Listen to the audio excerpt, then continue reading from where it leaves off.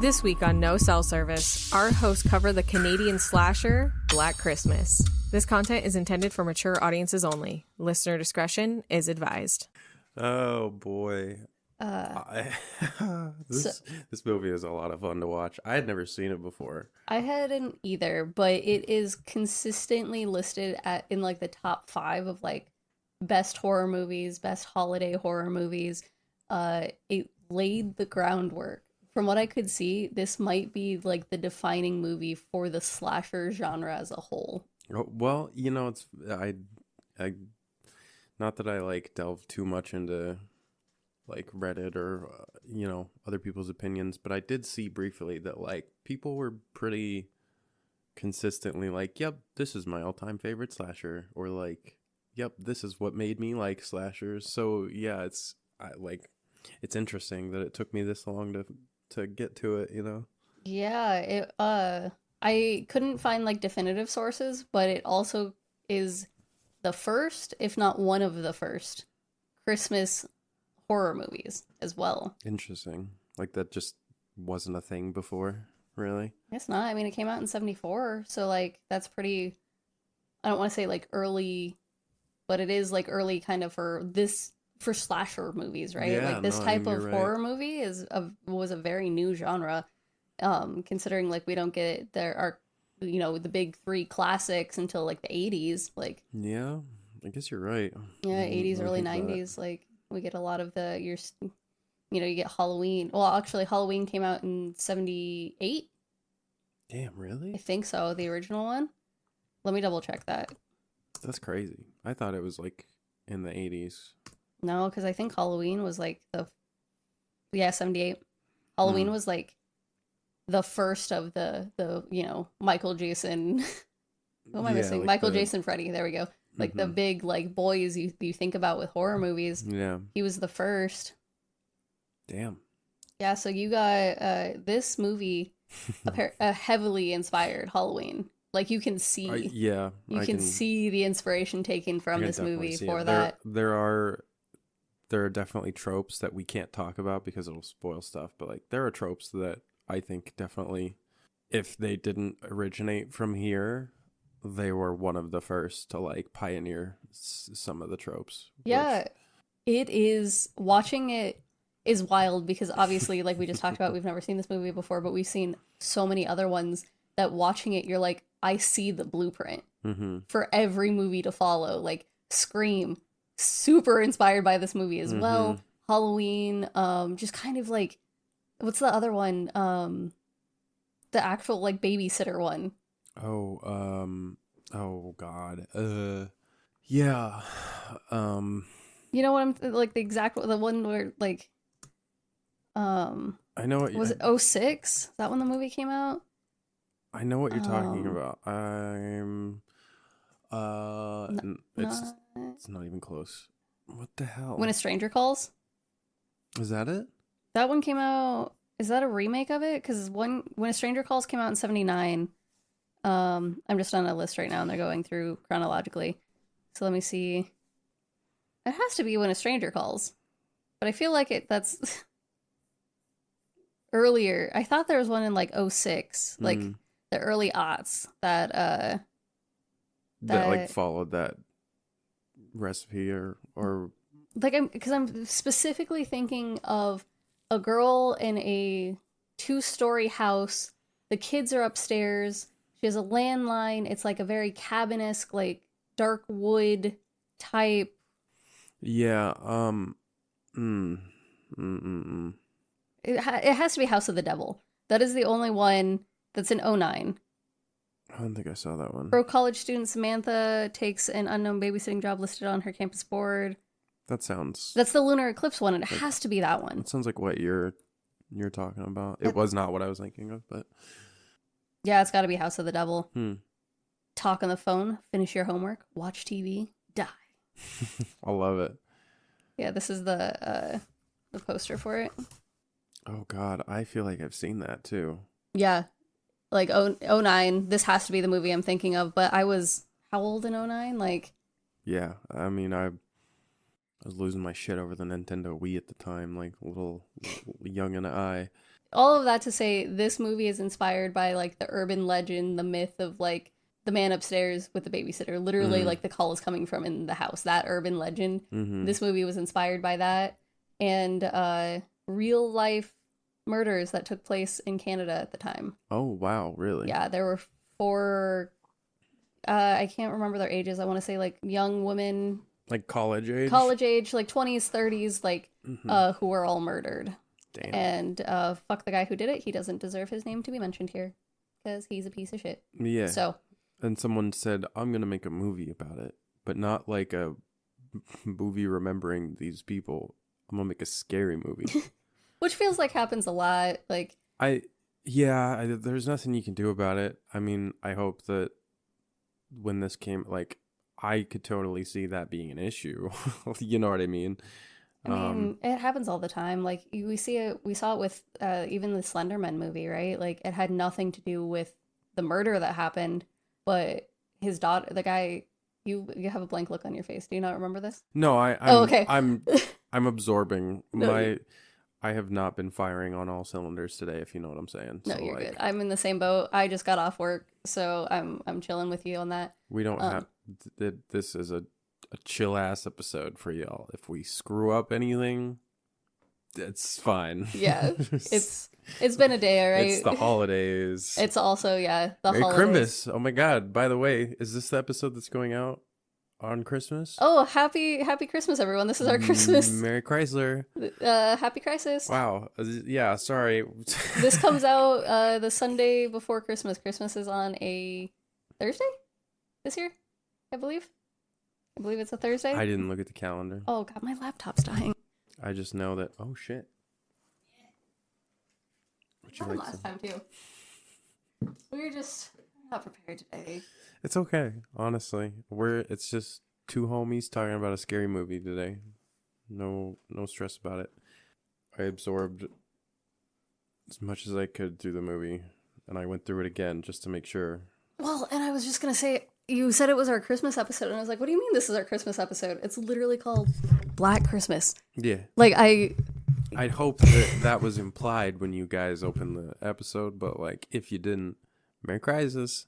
yeah, I forgot, because I'm so focused on the whole, like, murder part of this movie that, like, yeah, this takes place, like, Christmas break. We open on like a big, beautiful looking home, or I guess house, whatever you want to call it, with a bunch of Christmas lights all around it. Very cozy. And there's even I can't remember the name of the song, but Silent Night. Yeah, Jesus Christ. Couldn't remember the name of the song. Silent Night is playing, so you're like, oh yeah, like, and it's snowing, so it gives a very like December Christmas immediately, like as soon as the fucking lights come on. And it's that like stereotypical cottage style 2-story house where you're like, oh, there's a fire in that house and I just want to curl up on the couch type deal. And I was like, oh, because I didn't know that this movie was based around a sorority. So I was like, oh, I guess this is the family we're following. And then it was like, you could see the Greek numbers. It was like, oh, it's a sorority house. Okay. Yeah, because we see a woman walk up to the door and go in, and like next to the front door are sorority letters, like or the Greek letters indicating like sorority houses. Yeah. And then the camera like pans over to like one of the other windows, and you can hear inside that there's like a bit of a party or a get together or something going on inside. Yeah, there's all the ladies who live there, plus a few. I'm assuming they're boyfriends. Fear of the boys. And they're either the boyfriends or toys, whatever. I don't know. Well, I was gonna say they have I don't know if it's called a sister when it's reversed, but they have like a fraternity they're associated with. So like the fraternity they call like the sorority like their sister sorority. So I didn't know if it was like, oh, our brother fraternity. Is that a thing? Yeah, they're like, it's a thing. I don't know what it is, but like they'll have like, oh, we're part of like the same, Greek life, but like this is the boys and this is the girls, and they're like called sister. Interesting. I mean, I guess it makes sense. I just didn't know if it was like when you talk about your fraternity, if you're like, oh yeah, that's our brother fraternity, because like when Peter talks about it later in the movie, he's like, oh yeah, that's our sister sorority. So I didn't know if it's reversed like that. Yeah. So I didn't know. That was definitely just a normal thing back then. Like everyone fucking went to college back then. Like, that was just kind of like, you know. Yeah, we see that from the girls we are just meeting. That, yeah, we'll talk about that in a second. But it's, hold on, my brain is stuck on the fraternity. Give me a second to buffer.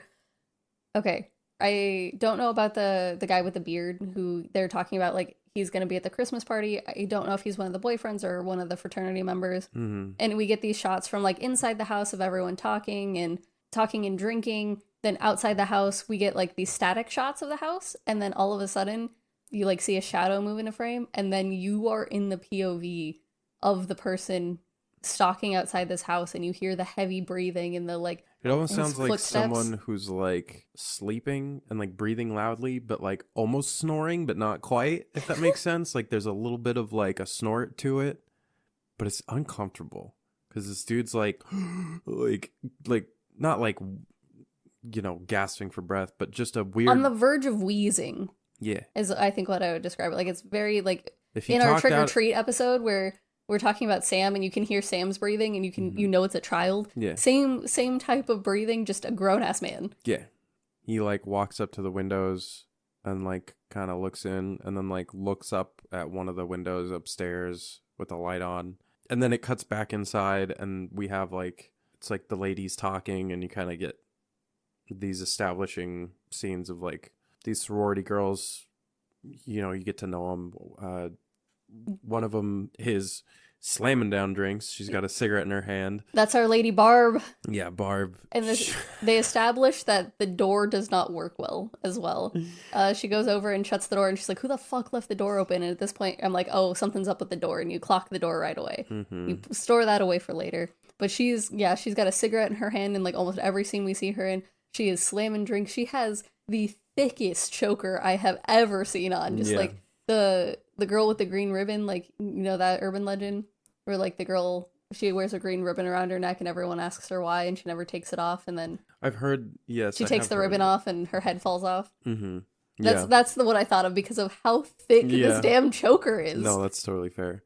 Yeah, she ends up getting a call, but like as all this stuff's happening, you get another cut of like the view of the person outside, and he looks over to the side of the house and sees like the trellis. Is that what it's called? Mm-hmm. It's like those wooden, you know, like patchwork things that you see people like on the side of their houses. Yeah, so it's for climbing plants to climb up the side of your house, and it is called a trellis. As far as I understand, you should not climb trellises. I was gonna say that one was specifically designed for something else because they are not that sturdy usually. My only thought is because this movie is in the 70s. It's like built onto the house. Yeah, it's built onto the house specifically, not the ones we have now where you kind of just like lean them up against your house. It looked like it was like screwed into the side of the house, into the brick, and it was actually like nice wood. It wasn't that like, you know, 4 centimeters by 5 that like we see now. The like giant Chinese finger trap.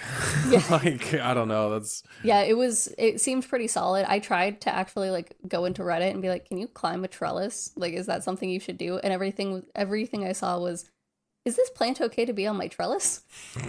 Yeah. It's like, well, that's not helpful, Reddit. People aren't climbing them to break into houses or to, you know, like sneak into their girlfriend's room late at night. No, you know, like, don't climb a trellis, especially in this day and age. They are so flimsy, you're going to break it all. No, just don't.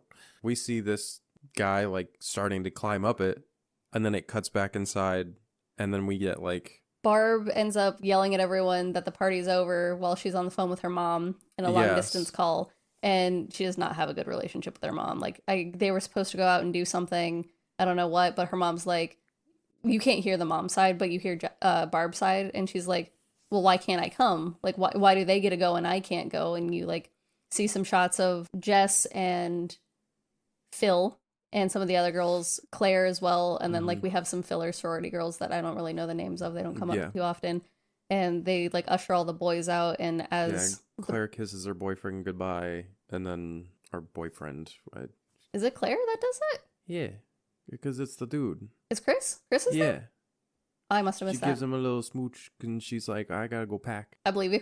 I just didn't realize Chris was here at the party. Yeah, but he briefly. I think Okay. he like came to see Claire or something, and like they're just establishing that like, oh, like these two are together. On the phone call with her mom, Barb says, "You gold-plated whore," and I thought that was just like a really good. No, insult. and literally while Claire is talking to Chris and like kissing him goodbye, Barb is having the conversation with her mom, but like louder than their dialogue. So like That makes sense. they're like she's like, yeah, like I'm gonna miss you, and Barb is like, yeah, well, I don't want, like, why do they get to go? You know, like it's so funny. I thought it's like damn the audio, but That's good. that's the only other reason why I remember. Yeah, because like I also, like I said, I went back through and just like fucking did a quick double take. Yeah. No, that's fair. I missed it. It's hard. It's hard that I have to take notes while I watch the movie. And sometimes I'm able to watch the movie once without taking notes and then rewatch it. But with my current work schedule, it's really hard to find an extra day to like watch it again. Because I finished writing these notes at 1:00 in the morning, Monday night. Oh my god.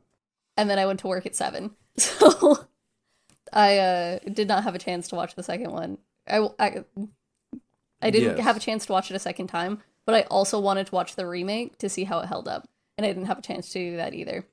But I mean, it helps. I think it works, like our dynamic works really well because like you being the note taker, there are certain things that like get missed quickly, or like, you know, even if you look down for half a second, whereas like I can fill in those gaps because I just fucking watched it. And like when you bring up certain scenes or like talk about certain notes, it like sparks the memory in my head of like, yeah, and this is what happened like alongside, you know what I mean? So no, it's working out really well. I agree. I think I think it's worked so far. I mean, because we're almost at 20 episodes. We are, yeah. And I think it's worked pretty well. We've so only far. missed one release too.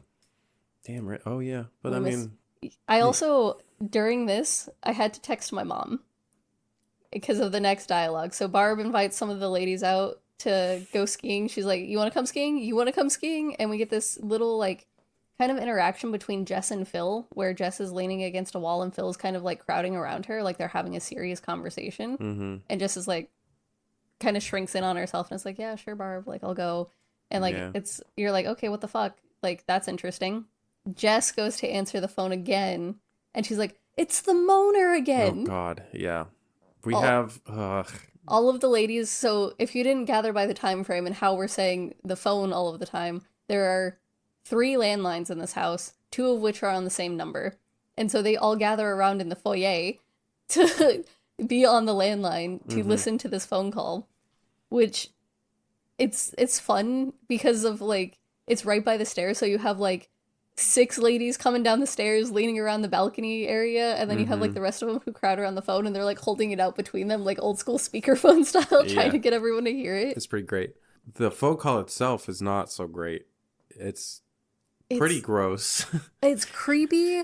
It's degrading. It's like, it opens with like some gargling, strangling noises. It sounds like a woman screaming at one point. Then it sounds like 2 separate men talking. And then it's like, "You pig cunt." Like, it gets into some really vulgar, like... Dude, like, repeating, like, just pig noises and, like, saying weird shit. And then, like...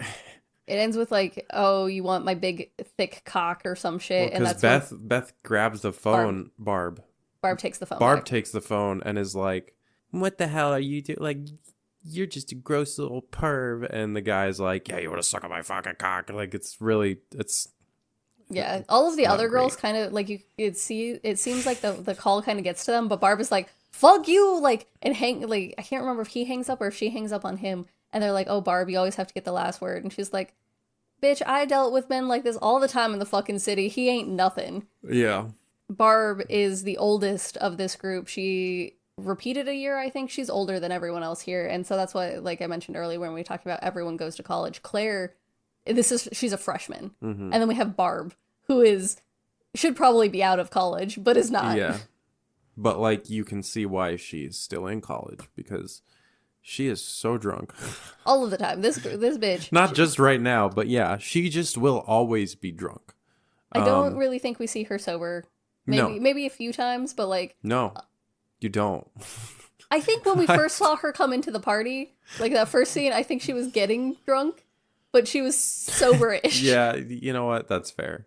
I think in the very beginning, you see her sober, but then like once you see her start taking drinks, she will never be sober for the rest of the movie. No. It's pretty great. They ask her like if she's scared or not, and Claire's like, yeah, didn't you hear about the townie girl who was raped?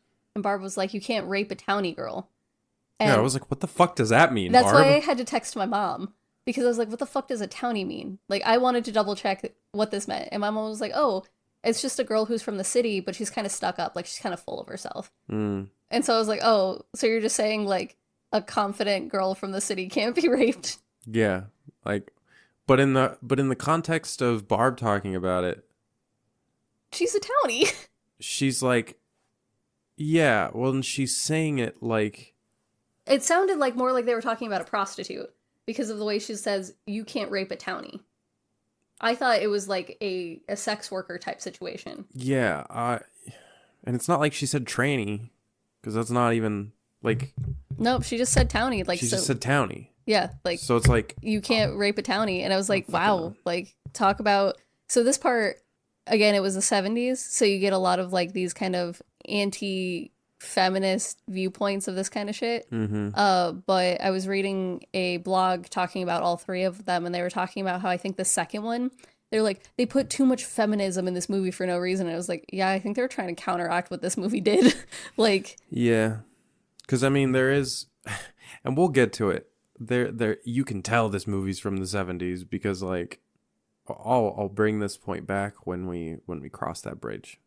Sounds good. But yeah. So yeah, one of the girls is straight up like, dude, why would you provoke someone like that? That like that's fucking dangerous. And I'm like, it's Claire. I'm like, yeah, that's fucking true. Like, why would you provoke some fucking asshole like that? But like, I get it, because what else? Like, you can't block someone from calling you in the 70s, right? Like, you have to be worse back for them to not call you. And the fact of the matter is just like, you could get anyone's phone number back in the day. Yeah. Like, this could just be someone who's not even from their fucking city. Like, this could be fuck all, and he's just going to keep calling, trying to get a reaction out of them. So in my opinion, I understand where Barb's coming from. They also think that it's someone, like, within their, like, their school, that is or, just like, within their, yeah. Yeah.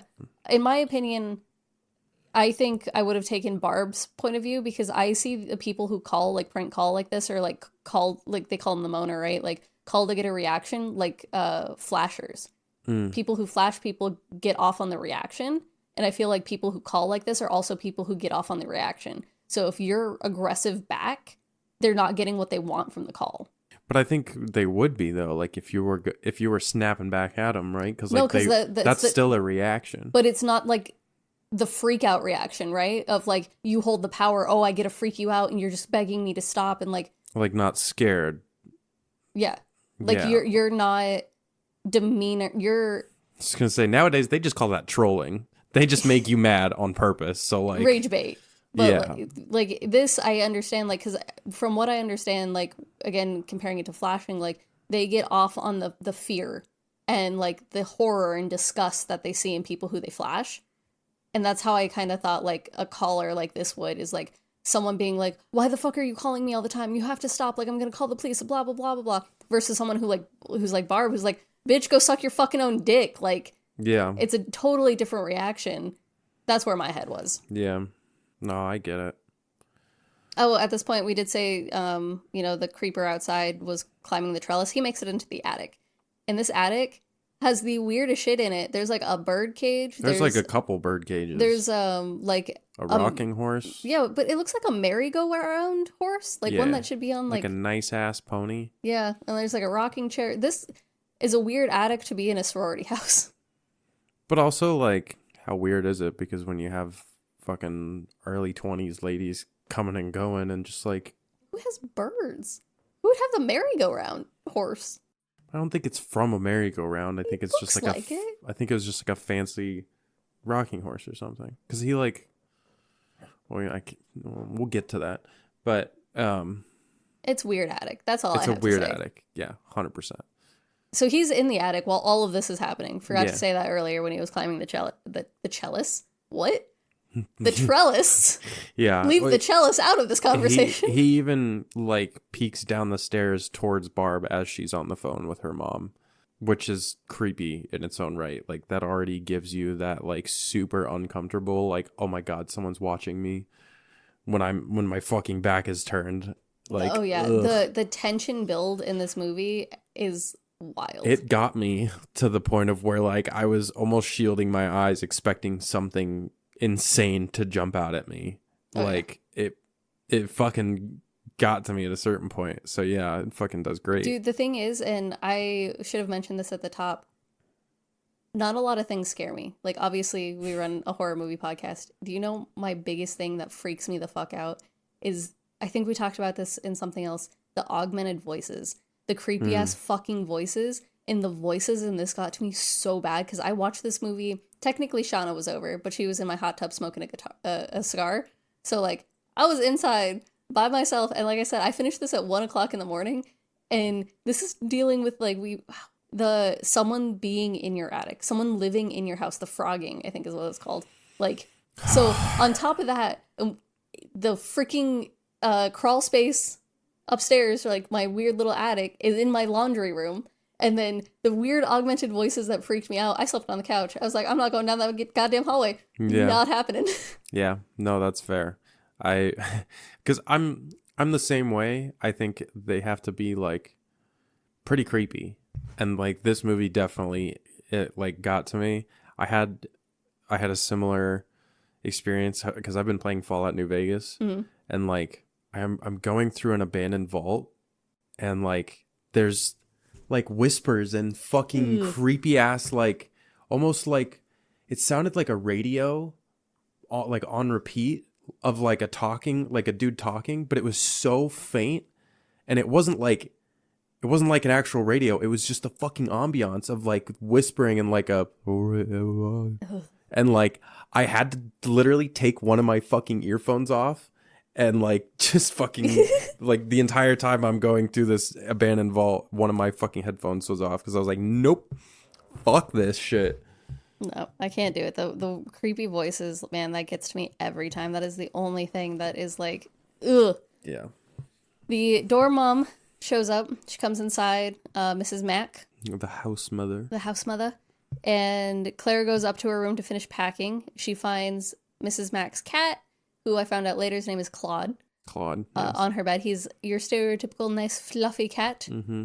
And, the creeper is hiding in her closet behind some like dry cleaning bags. Yeah. And you can't really make him out because he's dressed in all black and this kind of stuff, and he really blends into the back of her closet. She stares like directly at him like once or twice while she's packing, and literally looks and is like, is someone there? And then like goes back to packing and then looks up again and like looks at it again like, what the fuck? Like, is someone there? Like, what the fuck? And then she's like, is that you, Claude? Yeah, it's like, Claude? Is that like, yeah. Like, she knows there's something, and like, ugh. And then she like starts going into the closet, and like you're like, girl, no. Yeah, stop, she walks over to it, and then like the plastic just fucking lunges out, and like you see a hand reach from behind her head and just suffocate her with this suffocating her plastic with the bag, and then it cuts to downstairs, and dude, the like zero preamble to this, like. Again, there was a kick in music, but it wasn't like the kick of so high that it freaks you out. It was just like the uptick in like it wasn't panic music. It wasn't like a big score that hit suddenly and then like hung there for a second, because like they'll usually do that. Like they'll hit you with the big score, but then they'll hang on that high note for like 3 or 4 seconds, right? Just like a boo. Yeah. But it doesn't do that with this. He just fucking and like you see like it's fucking creepy as shit. And then it immediately cuts to downstairs, and all the girls are surrounding Mrs. Mack, and they're like giving her this fucking, it's like a moo-moo.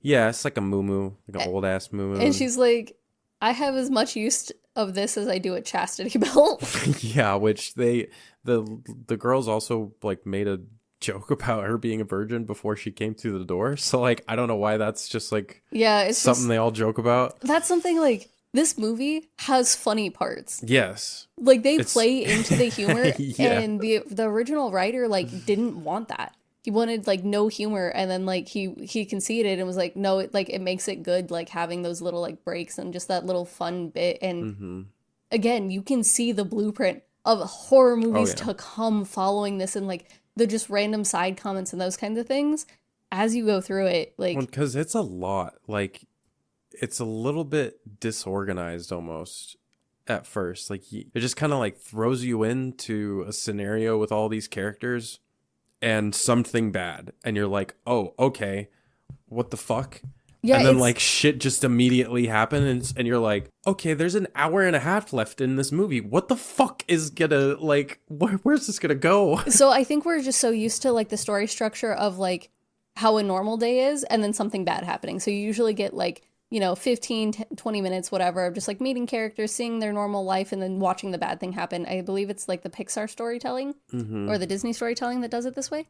And so we're used to this, like, very specific way of a story happening instead of, like, off the bat, bad. Yeah. Which I really appreciate. Like, I really like this movie. I do want to watch it again. Like, this might become one that I watch, like, with Gremlins of, like... Oh, yeah, like once a year. Yeah, like, it was really good. And I could probably show this to my wife now that I think about it. And, like... They did really good about not showing a lot of any of the murders. Yeah. You see the aftermath.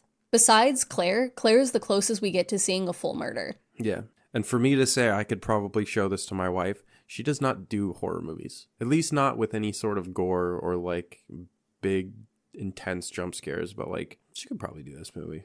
It's not bad. I mean, it's just, like... The writer or director, I can't remember which, saw it more as, like, a psychological thriller versus a slasher. But, like, this is definitely a preamble to slashers. Like, all you have to do is, like, the thing it's missing for what we consider a slasher now is the blood and gore. Yeah. And the obligatory titty scene. Yes. We don't get either of those. Yeah. Which you don't need in this, honestly. No. I mean, we get a naked ass on a poster. Yeah. But That's there's fine. there's no nudity really. There's not much gore at all. We'll touch on a little bit later, but, like, again with Gremlins, this is a really good, like, introduction to scary movies. Especially because it's holiday themed. It's holiday themed, and being, like, the first of its kind of, like, hey, we're gonna watch Black Christmas, and then, like, what the story structure is gonna be for Halloween, for Scream, for not so much Nightmare on Elm Street, but, like, you get a story structure for a lot of slashers. If you're like, hey, follow the beats of this movie, you know what to expect. Yeah. And you'll obviously have a better idea of that by the end of this, like, once we get towards the end of the movie. But yeah, I mean, fantastic. Like, it's definitely going to be one that I watch. Yeah, it's definitely one I want to own, because I thought I did and I don't. So it's definitely one I want to buy. Yeah. So Miss Mac she's like, oh, I'm just so tired, girls. I'm just so tired. Like, let's go. Everyone go to bed. It's bedtime. She ushers them to bed and then goes and fucking grabs a book off the shelf. And she's like, B for booze. Yeah.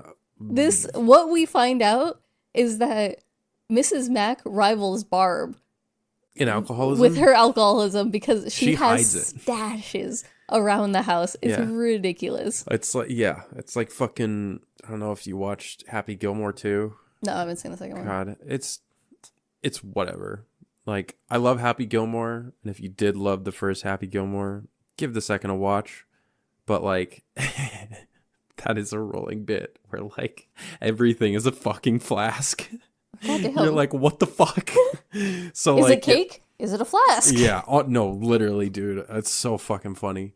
It was giving those vibes because, yeah, she literally takes this book off the shelf and, like, opens it up halfway, and it's got the pages, like, cut around the bottle. And she whips it out, and fucking anytime she, like, goes to take a shot, she's, like, singing. Oh, yeah. She's very happy about it, but she definitely is super alcoholic, and we'll see that in one of the scenes in one of her hiding spots. Everyone just got away with it back then. Yeah. I think the only reason she even hid it is because she's, like, a dorm mom. Yeah, I think she's supposed to be, like, quote unquote, like, the responsible. Yeah, like the good image, whatever the fuck. The good role model. Jesus Christ. Couldn't even think of the phrase role model. Hey, it's one of those days. We're getting through it. So she has to hurry up and hide her alcohol because Jess and comes Phil back. go. I think it's Phil first who comes in and is like, hey, like says something. And the phone goes off. And Jess is real freaked out when the phone goes off. And Phil kind of just like rolls her eyes, goes to answer it. And it's Jess's boyfriend. So she goes to call and she's like pretty happy about it. And they argue a little bit about like, she's like, oh, I want to talk to you. And he's like, can't you just talk to me now? And he's like, no, I want to do it in person. And he's like, bitch, I've been up for 3 fucking days. Like, I'm not in the mood for your games. And she's like, I'm not trying to play games. I just want to talk to you later. And he's like, fine, whatever. I love you. And she's like, I know. Bye. And I'm like, oh. Yeah. She wants to break up with this bitch. Ooh, is what I think, you got right? the good old Han Solo treatment. Yeah. Yeah. Then we get another scene of Mrs. Mac, who's brushing her teeth. And then she like looks into the medicine cabinet and she's like, And then she lifts up the seat of the toilet and pulls it up, not the seat of the toilet, the back of the toilet bowl. Yeah. And pulls up a bottle of alcohol that has been tied to a string that she can hide in the toilet and swishes her teeth with it. Yeah. Ugh. Like it's mouthwash. And then fucking spits Can it out. I tell you to this scene of her sliding the mirror back and forth? I was like, he's going to be behind her. Yeah. And nope, does not happen. 100%. No, we just get Nothing. like, I got that for free, dude. I didn't have to pay for that. Fuck yeah. I got a free scene of Mrs. Mac just being Mrs. Mac, like. Yeah, genuinely, this scene did not have to be in the movie. I think the director just wanted to like really hammer it home that like Mrs. Mac is a boozer. Yeah, it's a constant bit of her getting her alcohol in random areas. It's so funny. Jess then goes to check on Claire because Jess has kind of been defending Claire this entire time. They treat her like a little sister. Like, she's brand new to the sorority. She seems like she's probably really religious and like that kind of stuff. And Barb is really harsh on her and is like, well, she needs to like grow up. Like, this is what she signed up for, blah, blah, blah. And Jess is like, calm the fuck down, man. Just like, let the bitch live her life. Yeah. So Jess goes to check on Claire and she knocks on the door and like no one answers. Mm-hmm. But we get a shot of Claire in a rocking chair with the plastic wrapped around her face. And do you know how she filmed these scenes? It's not a body double. It's her. In the bag, they pierced, like she ripped a hole. So she sucked in. And so the bag stayed in her throat so she could like breathe out. And then she stabbed holes with pencils up her nose so she could like breathe in the nose and like, yeah. What the fuck? Yeah, it's actually her. And one of the things that like they mentioned is she was a swimmer. And so she's like, I can hold my breath for quite a bit. And I think that helped a lot. But like that is legit her in every one of these scenes. Jesus Christ. That's insane. Yeah, because this bag is like wrapped around her head. Like her mouth is open and she's just blank staring. Like, killer. Wow. But yeah, very good. Because like there's no movement, there's no breathing. It is fun that like the rocking chair is moving though. Yeah. Like... Just slightly. Yeah, and then we have like music or someone talking. I just call him the creepy man. Eventually, like everyone just ends up calling him Billy. Due to dialogue later, everyone just calls him. I guess they call him the moaner is what they call him, but like in credits and like in like Reddit and stuff, they just call the creepy guy Billy.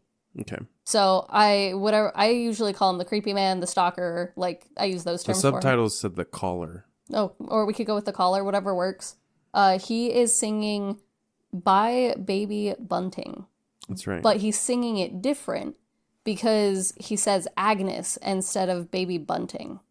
So I had never heard like those lyrics before, so I was just like, dude's losing his fucking marbles. So I had never heard it either, and then I was like, you know what? Like, I'm just gonna search it and see. And so the original lyrics are: "Bye, baby bunting, daddy's gone a hunting, gone to get a rabbit skin to wrap the baby bunting in." But instead of bunting, he says Agnes to wrap baby Agnes in. Yes. And so anytime it should be bunting, he says Agnes, which makes it really fucking creepy. Mm-hmm. Because then you're like, okay, he's talking about someone real. Yeah. And that, the freaking using children's lullabies in horror movies, like, fuck you, like, fuck off. I hate it. It's so good. I hate it. Or like with, you haven't seen the Scream TV show, huh? No. They use, It's not a lullaby, but it's a like supposed to be like a cheery song. Mm-hmm. What was it called? Daisy Bell. So it's the Daisy Daisy, give me your answer due. I'm half crazy, all for the love of you. Yeah. They use that so frequently in Scream in like a dropped tempo, and it's just like so slow. I'm like, ugh. Yeah. It does its job though. Like that's the whole point of it, right? Yeah. So he's singing that. Well, The scene like transitions to like this big building during the daytime, and then like this baldish man, the big mustache. yeah, with a big mustache, kind of pacing back and forth as people like walk by him, and then like he gets hit in the face with a snowball, and his glasses fall off his face, and like Velma style. I Has to was scramble. literally gonna say Velma style gets on his hands and knees and my glasses. Meanwhile, the bus driver of this like school bus runs up and like, It's actually Peter. is that Peter? That's Peter. Are you sure? Yeah, yep. I am 1,000% positive. That is fucking Peter who comes over. He was on the bus. I don't know if he was driving it, but he was on the bus and he's like, oh, I should have watched out. Sorry, I hit you with it. But it is 1,000% Peter because this is Mr. Harris. This is Claire's dad. Yeah. And asks about the sorority and he says, oh, that's our sister sorority. Oh God. Yeah. It's Peter. I didn't even realize that. Yeah, I fucking hate Peter. That was just another like longer haired, like shaggy dude. Nope. Fucking Peter. Let's just get to where we can talk about Peter because I got some fucking gripes. I have so many gripes about this fucking piece of shit, man. So we get apparently like this dude is saying that his daughter was supposed to like meet him or At like 11, yeah, and it's Claire was supposed to meet him at 11 and it's 1:30. Yeah. And he's like, oh, do you know where he lives or know where she lives, blah blah blah. And he's like, oh yeah, I can point you in the direction of where it is. So he goes to the sorority house. Mm-hmm. Peter goes with him, or at least takes him over that way. Talks to Mrs. Mack, who... and they go up to her room and they're like, oh, all of her clothes are packed, like everything's good.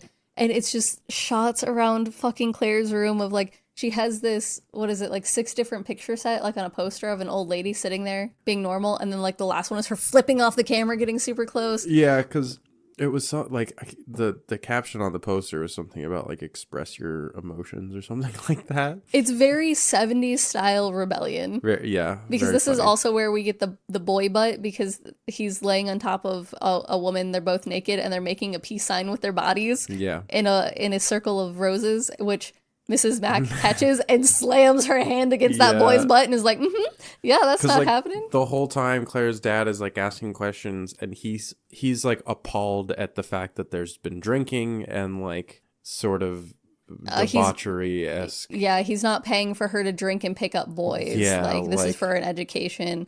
He doesn't like the environment. But Mrs. Mack reassures him that like, oh no, dude, like she's fucking straight edge. Like that's not what she says, but that's she's like, no, she doesn't drink, she doesn't like, do anything. Yeah. And then but you she have does nothing to worry about. She does have a picture of Chris by her bedside, and he's like, who the fuck is this? Yeah. And Mrs. Mack is like, he's a very good boy. Yeah. He's a very good boy. That is one of her friends. She doesn't even say boyfriend. She's like, that's one of her really good friends. Mm-hmm. And she does her best to cover the poster. And they agree to go to where the Christmas party is happening. Yeah. Which I don't know if it's at the fraternity.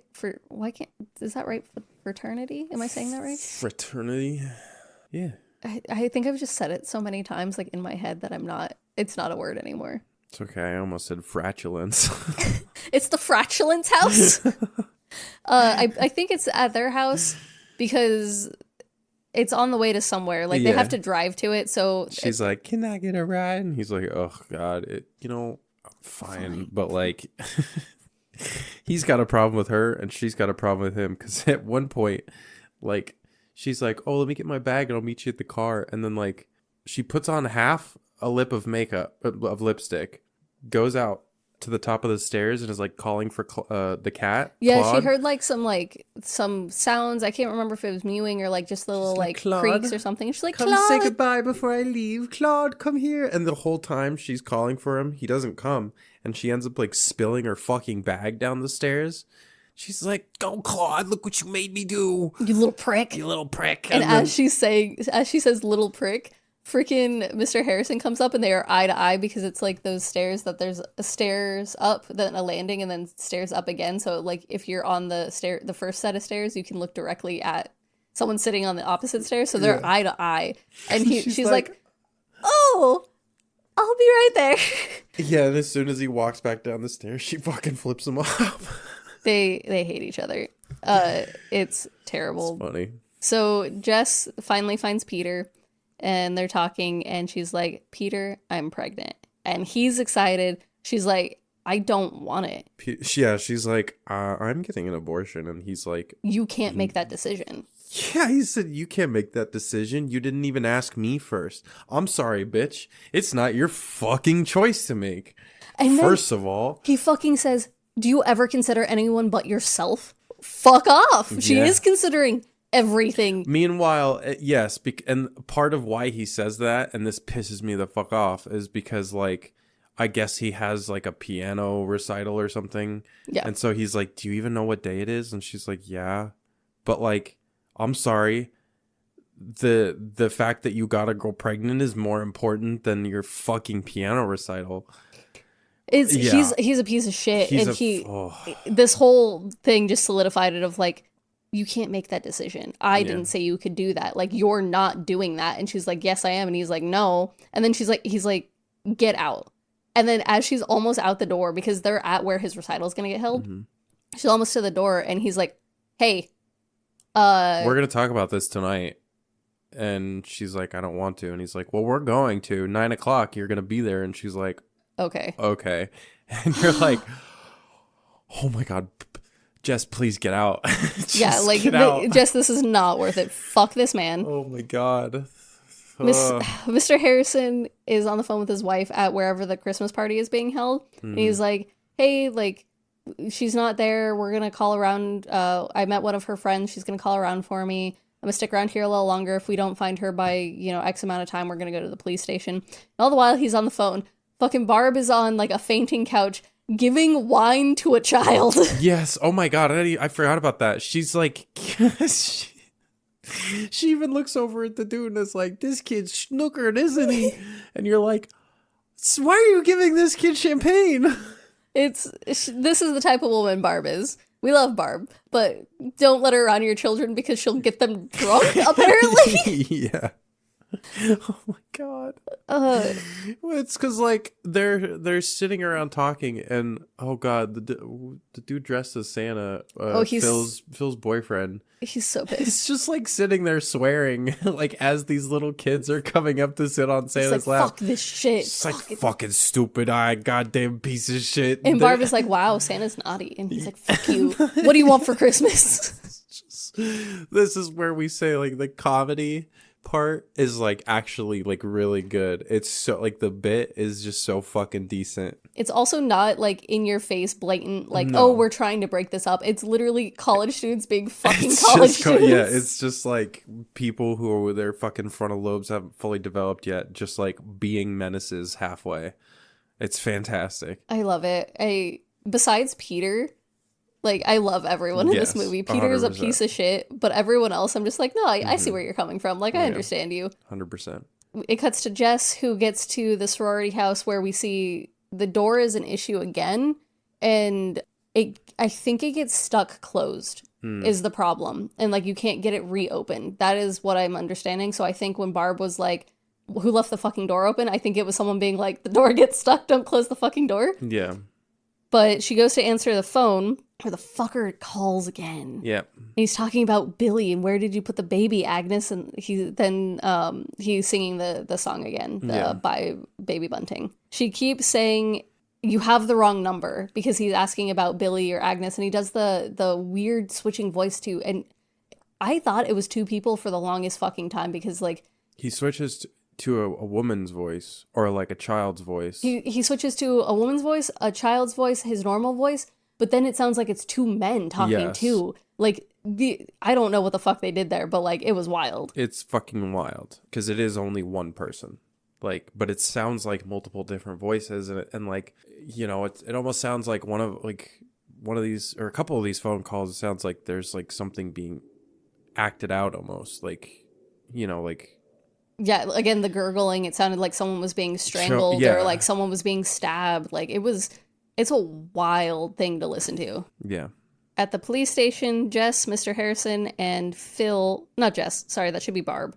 Yes. Barb, Mr. Harrison, and Phil are talking to Officer Nash. Officer Nash is just a fucking... Oh, I'm sorry. Yeah, he's also a piece of shit. We have two men, two fuckers in this movie I hate. He's also just an asshole, but he's also just, like, stupid. He's just an idiot. It's like, they're trying to give him information, and he's not really accepting. He's just kind of like, what the fuck ever. Like 9 out of 10 times, girls who go missing from the university are with their boyfriends, if that gives you any condolences. Yeah, like in a cabin somewhere, and, like, he ends up asking for the fucking phone number to the sorority, and Barb tells him the exchange. The new exchange is FE, and that the phone number starts with fellatio. So I had to look up how exchanges work because I didn't understand what this meant. So she says the new exchange is fellatio, and he's like, I've never heard of that. And Barb like sinks her teeth into this and was like, fellatio? You've never heard of fellatio? She's like, yes, FE. And then she spells it out and then gives the rest of the phone number. And because this is in switchboard era, and I again, it's the whole knife hyperfixation. You would have an exchange of like, oh, this is this building, or this is like Main Street, or this is this city. So like instead of having area codes, an exchange was like the area code. So she's saying the new area code is FE fellatio. Yeah. He's just a fucking idiot. And so he takes it, and then like that's it for that. Jess ends up going to the fucking ice rink, meeting up with Chris. Oh, at the Did I miss house though. something? Yeah, it's nothing big. It's just another scene of Mrs. Mack finding her alcohol. So at the house, Mrs. Mack, this is where the door comes in. Mrs. Mack can't get in, and so Jess has to open the door for her. That's the problem. You can open it from the ins, like however it works is like they had to ring the door, like pull it out themselves. And she's talking about how she's like been trying to get someone to fix it, blah blah blah. Jess takes the groceries from her, and Mrs. Mack goes to like the hall closet or whatever, and is sifting through coats and stuff, and she pulls out a box and she goes to grab her alcohol, and it's fucking empty, and she's so mad. But they're just like yelling back and forth at each other about like shit that's going on. Yeah, no, I can't. I wasn't sure if it's nothing important. They're just like, oh, like they're at the police station. Oh, that's nice, dear. What happened? Blah, blah, blah. And just like, she's so mad she can't find her alcohol. That's the only thing we missed. Yeah. Yeah. So, yeah, Jess ends up going to this ice rink and like meeting Chris, Claire's boyfriend. She tells him that like the police didn't fucking do anything. And that, well, first she says that like Claire's been missing. Like, have you seen her? Have you seen her? The police didn't do fuck all. And Chris is like, they didn't? The fuck do you mean they didn't? All right, hold on a second. I love Chris. We stan Chris. Oh my God. I don't know like his backstory. I don't know if he's supposed to be some rich kid in this neighborhood. He gives me Kurt Russell from The Thing vibes. Yeah. Like his fur coat definitely doesn't help either. And the hair. Yeah, 1,000%. We love Chris. Yeah, we love Chris because immediately like they end up going into the police station. Well, I guess I feel like I'm missing something. You're missing a little bit. I thought you were just trying to condense it. So she talks to Chris, and it cuts to Peter's recital. Oh, that's right. Where I don't play piano, but I listen to music. No, he's not even remotely. He has chunks that are good. But he's doing it all wrong. It's really weird because that one like song that's pretty popular right now that has a lot of piano in it that like does the bang. I don't remember what it's called. Not Halsey. Engravings. I don't know if I've heard. I mean, I've probably heard it. I just don't. Oh yeah. Yeah. So Engravings. He has who's it by? Ethan Bortnick. He does the whole like big piano thing, and then he smashes the keys in certain parts, but like he understands fucking piano and it sounds good when he smashes the keys. Peter sucks. Yeah, no. It sounds like he's missing notes. Like he's terrible. And like you get these quick cuts to like these three guys sitting there watching his performance, almost like judges. Yeah. Or like I believe they're judges. I think he's performing he's performing for maybe his scholarship or for his PhD or something like that, because like you can get a PhD in music. And so I think he's performing to do something because he's in they call it the conservatory. He's been at the conservatory for 8 years, and whatever this was was his chance, and he just fucked it up. Yeah. Oh no, he did terribly. Because he ends with his fucking head hanging down, and then that's it. He's also so sweaty. Yeah, very schwitzy, like bright and shiny, glossy. Then it cuts to the police station Yes. where John Saxton, is that how you say his last name? The lieutenant? I guess. This is the actor. His name is Saxon. I think it's Saxon. I'm sorry. You meant Zac Efron? What? He literally just looks like fucking Zac Efron. He's fucking Nancy's dad from Nightmare on Elm Street. He plays a lieutenant in that movie too. What the fuck? That's fucking funny. So as soon as I saw him, I was like, Lieutenant? And then he's like, I'm Lieutenant Ken Fuller. And I was like, you're a lieutenant in this movie too. Yeah. Oh my god. I didn't even. No, Yep. it's been so long since I've watched Nightmare on Elm Street. I don't. Those ones are my I favorite. Nightmare on remember Elm Johnny Depp, and I remember a bus. Nightmare on Elm Street is my favorite series, so I'm all about it. We're gonna. I mean, obviously, we're gonna do like all of them, but Yeah, those ones I'm super excited to do. But yeah, I know he plays a lieutenant in that as well. Love it. He is talking to a woman, I don't know if we catch her name or not, about her 14-year-old daughter who has been missing, and she was supposed to be home at noon. This motherfucker, I was mad at him for a hot second because he's like, well, is it unusual for her to be a few hours late? It is fucking dark outside. This is a 14-year-old girl who has been missing and was supposed to be home at noon. And then I had to remember this is the 70s. And was it dark out at that? It was getting to it. It was I think she said she was like 5 hours late. So it was like, and it was winter. So it's like 5 o'clock at night. Like it's getting dark because by the time, like here in a few scenes, we will see it is pitch black outside when they go. Yeah, I just figured like that was just because it was later at that point. But It's dark. It's getting dark, if not already dark by the time. And he's not super taking it seriously. Chris busts fucking in. storms in. He's fucking looks pissed. at Nash and is like, what the fuck? Like, of course it was you, you motherfucker piece of shit. Like, lays into Nash for a hot second. And then, of course, our lieutenant hears it. And he takes over the case and is like, the fuck? Yeah, he goes over and he's like, yo, Chris, like, what's up, man? And How's he's your dad? like, yeah, he's like, yeah, your fucking lieutenant, or like your fucking officer here didn't do shit, essentially. Hasn't been taking shit seriously. Yeah, and so he's just like, okay, well, follow me into my office and we'll get this taken care of. And he's like, Nash, you can fucking do some menial bullshit because you're a fucking asshole. Like, yeah, Chris is no nonsense. He's gonna find, and like on top of that, I can't get into it yet. I want to skip ahead because I love Chris so much. I know we do. We probably should. This movie, I think this is the thing that kind of sucks a lot about. Not sucks. That's not the right word. There is a lot of cuts between scenes that are like maybe 5 minutes long. It cuts back and forth a lot. This is all happening in like 2 nights. Yeah. And so there's a lot of cuts of like, oh, this is happening here while this is happening here. And it's very linear to a point of you almost didn't have to make it this linear of like shot for shot what's happening. Because right now then it cuts to Mrs. Mack, who is hosting Mr. Harrison, and she's giving him dinner and like talking about like, oh, I'm sure Claire's fine. Like, we'll find her. And Phil is there eating dinner because all the other girls went home for break. And Barb is fucking smashed on another fainting couch. Looking at a porno mag, I think. Yeah. Oh, she's got it open to the centerfold. Yeah. And then she ends up telling a story about Turtles. Yeah. She asks Claire's dad, like, do you know about turtles?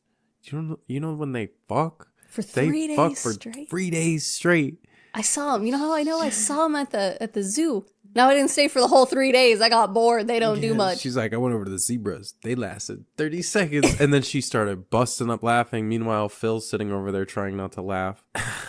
Just another one of those scenes where you're like, this didn't have to exist, but I guess it's in the movie just to reiterate that like Barb's a big ass fucking alcoholic. Yeah, the end of the scene kind of leads into some other stuff. Yeah. Because eventually, like, Barb gets a little serious and is like, you blame me for Claire disappearing. You think I was too hard on her. You think I'm the reason she ran away. Like, I know you're all saying it. Let's stop walking around it. And Phil loses it and is like, Barb, go to bed. Yeah. And she's like, I guess I'm going to bed. Yeah. So the only point of the scene is that Barb goes to bed. Yeah. It's that she's too drunk and needs to just go the fuck to sleep. Then it cuts to Peter. Again, this is what I'm saying. Like, I have 3 sentences per like each scene. It just cuts a lot. So I'm sorry if I keep saying then or it cuts. It's fine. Because it's literally what happens. I hate it though, because like I listened to one podcast and this guy, his like go-to when someone says something is like true, and like I was listening to an episode, I was like, I'm gonna take shots every time he says true. I'm gonna take shots and see where I end up. Oh god, I definitely do something, and I really hope that it never gets noticed. See, the thing is I notice it because I edit, and so I know both of the things that we do that I'm like, damn, we really should not. But it's fine. We're getting through it. Yeah. So we go back to Peter, who is destroying a fucking grand piano that isn't even his. He takes the bottom half of a microphone stand. No, I don't think it's a microphone. I thought it was one of those, like, you know, those thingies that you clip the red, like, to keep people out. You know what I'm talking about? Like, oh, I mean, I just figured a microphone stand because music hall. It's just really thick and heavy. That's why I assumed it was like the red rope things that were it's like sometimes they are. Well, I mean, they're not like necessarily like super light. You know what I mean? Like they got new ones. They got some heft to them. I guess I'm thinking of just like newer ones. I don't know if old ones were necessarily hefty. They were definitely like just fucking metal rods with a giant metal plate on the bottom so that they didn't fucking weeble wobble. That's what it is. That exactly what you said. That's what he grabs. Whatever it is, he grabs that, smashes this fucking piano. Which like, how dare you? The instrument, it's not its fault that you suck. It was perfectly tuned. It went super well. You don't own this? How much money are you going to have to pay your university for destroying this fucking grand piano? Yeah. And that's it. That's that scene. He destroys it. And then it fucking cuts to Chris and Jess going back to the sorority house to fill them in on everything that's happened. Yeah. So it's like a silent shot from like outside, like through a window in to like where Barb and Claire's dad and... no, it's Phil. Barb went to bed already. Oh, yeah, that's right. Sorry. Barb went to bed, but like Phil and Claire's dad and Mrs. Mack are sitting there. And like it's a silent shot, so you don't hear what they say, but like they come in and they start talking, and then like everyone gets up and walks out. Besides Mrs. Mack. But like at the front door, they're all leaving, and as they're leaving, they're talking about like there's a search party going on for the missing 14-year-old girl whose name is Janice. I thought it was for Claire. No, because they find out about the missing 14-year-old girl while they're at the police station filing for Claire. And so they go to help out, look for Janice. It's weird because they literally they talk about the search party being for Claire later on in the movie. That might just be a slip up because literally, like, I'll get to it here in a second. I'll explain why I'm pretty sure it's for Janice. But as they're leaving, Mrs. Mack catches Phil and is like, hey, like, I'm going to my sister's. I might not be home by the time you guys get back. And she's like, okay, like, just please go check on Barb before you leave. Like, have a good, like, holiday. We'll see you later type deal. Yeah. And then they go to the park. So I guess that's all I had to say. Sorry, it wasn't that big of a deal. But it's just like setting up the fact that Mrs. Mack is going to be gone or should be gone. The lieutenant is standing up on like a bench or whatever, and he's talking about how this is the park that Janice walks home from. This is how she gets home every day.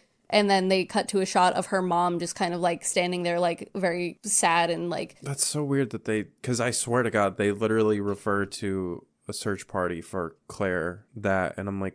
That's where I ended up getting confused when I was watching the movie because I got it right the first time and then I was like, wait, what the fuck? Yeah, it might just be an oversight on that, or maybe it was like 2 birds, 1 stone type deal. Like, hey, our friend is also missing. Like, let's just do it all together. Maybe that was just like implied. Then they fan out at the park. They've got 2 snowmobile guys, and like there's a really big crowd of people turned out to help search, which is always nice to see. But back at the sorority, Mrs. Mack is singing to herself. She's drinking. She's packing her bags. Then it shows Claude, who we haven't seen since Claire, who finds Claire. And is licking the bag. Licking the bag. And I'm like, okay, is this a cat thing of like, ooh, plastic? Or is it a, let me eat this flesh cat thing? Who knows? It's either way, it's a cat thing. But like, one is way more awful. Yeah, and then you think about, because you've seen the shot of how the attic is a ladder that is attached to a wall. So you're like, damn, cat parkour to get up there, which means that trap door had to have been open for an extended period of time for Claude to get up there like that. Yeah. He's making a ruckus upstairs to a point where Mrs. Mack hears him. Yeah. And she starts like calling for him, and she's like, Claude, where'd you go, Claude?